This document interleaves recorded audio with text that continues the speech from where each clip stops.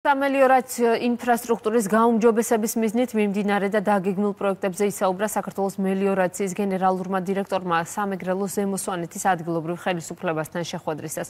განიხილეს რეგიონში სადრენაჟის სისტემების არსებული მდგომარეობა და სხვა გამოწვევები. საქართველოს მელიორაციის გენერალური დირექტორის განმარტებით მნიშვნელოვანია თითოეულ რეგიონში შეიქმნას ისეთი პირობები, რომელიც მორგებული იქნება ადგილობრივი მოსახლეობის საჭიროებებზე. შევხვდით საქართველოს მელიორაციის სახელმძღვანელობას, რომელთანაც ერთად გავიარეთ მუნიციპალიტეტებში არსებული პრობლემები, რომელიც დაკავშირებულია მელიორაციასთან, დაისახა გეგმები, რომლების შესრულების შემთხვევაში ის პრობლემები, რომლებიც არსებობს მუნიციპალიტეტების წინაშე, სრულიად იქნება აღმოფხვრილი. საქართველოს მელიორაციის ახალ დირექტორთან ერთად მუნიციპალიტეტების მერებს შევხვდით.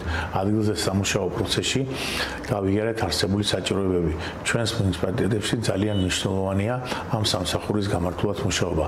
ამიტომაც კიდევ უფრო მეტი კოორდინაციით მოხდება ადგილზე არსებული საკითხების დროულად მოგვარება. განვიხილეთ გამოწვევები ამ რეგიონის, განვიხილეთ ის პრობლემები, რაც უკავშირდება მელიორაციას და განსაკუთრებით რაც უკავშირდება დრენაჟის სისტემების კარგად გამართულობას, სწორად გამართულობას და სწორად მუშაობას.